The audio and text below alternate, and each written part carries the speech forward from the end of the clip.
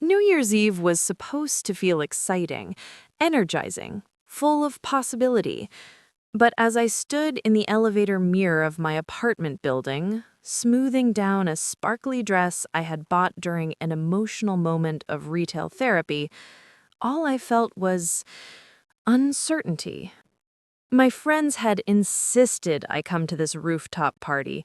"It'll be fun, Claire! New year, new energy!" But the truth was, I didn't feel very new.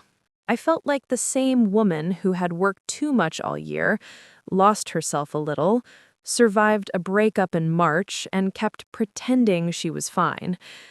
And now, on the last night of the year, I was heading into a room full of strangers to make a wish for a future I wasn't even sure I believed in anymore. Before I tell you how meeting one woman on that rooftop changed everything for me at midnight, don't forget to subscribe, like, and comment so more Sapphic women can find these emotional, romantic stories on Sapphic Fiction Hub. Now, let me tell you how my new year began with a spark I didn't see coming. When the elevator opened, warm music spilled out. Soft bass, gentle voices, the clinking of champagne glasses. The rooftop was strung with golden lights, glowing against the cold December air. Groups of people stood around heaters, laughing, holding sparklers, leaning into each other. I wrapped my coat tighter around my shoulders and scanned the room, unsure of where to begin.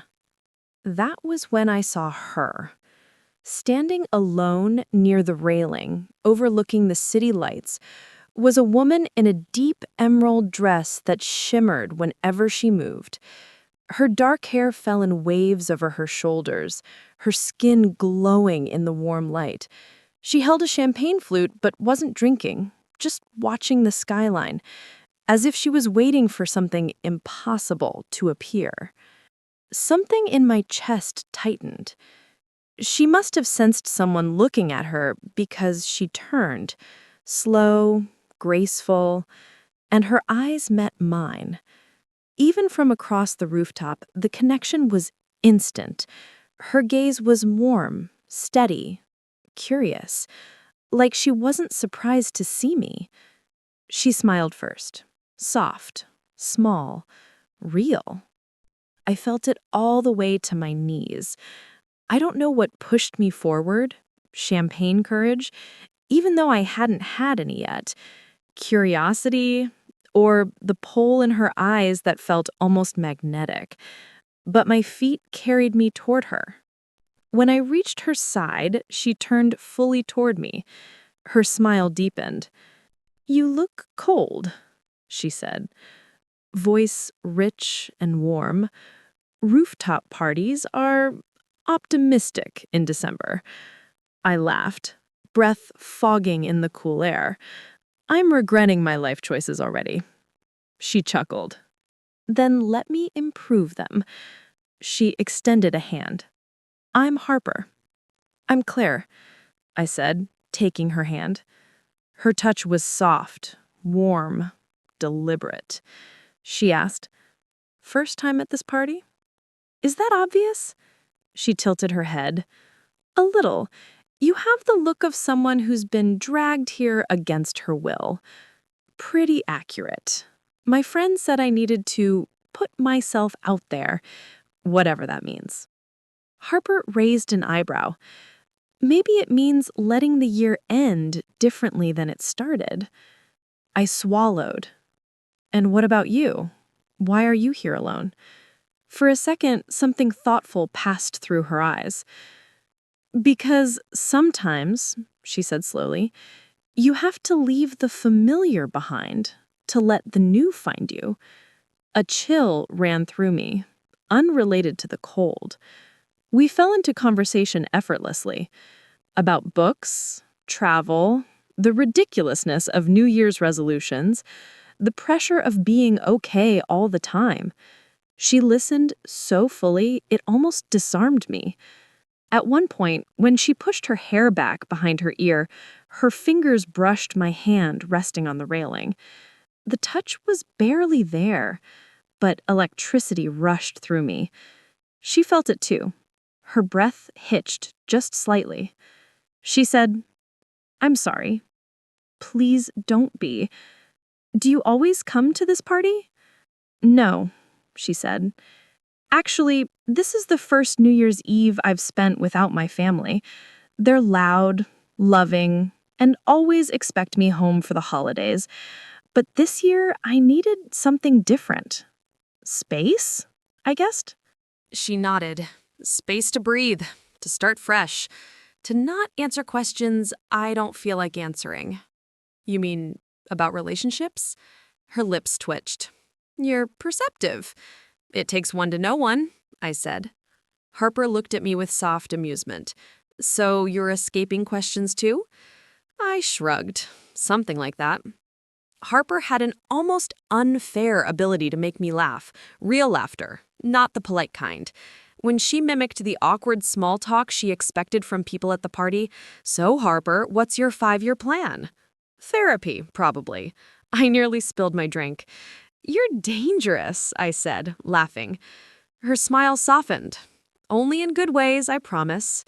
Around us, the music shifted. Slower, deeper, the kind that filled the cold air with warmth. A few couples began to sway near the heaters. Harper glanced at them, then looked back at me. "You don't seem like a rooftop dancer." "Absolutely not. But," she added, stepping a little closer, "I do seem like someone who wants to feel something tonight." My breath caught. "Do you?" I whispered. Her eyes softened. "I already am." She moved closer, not touching, just near enough that her warmth broke through the cold. I didn't move away. "What do you want from tonight, Claire?" she asked quietly. I swallowed hard. "Something real. Something that doesn't feel forced." Harper's eyes softened. "Then stay here with me." We talked for nearly an hour, lost in our own little world. She told me about her work as a photographer, how she loved capturing the in-between moments, the seconds people didn't know they were being seen. I told her about my job, my year, the breakup that had left me feeling small. "You're not small," she said firmly. "You just loved someone who didn't recognize the size of your heart." I blinked, stunned. "Harper." She smiled gently.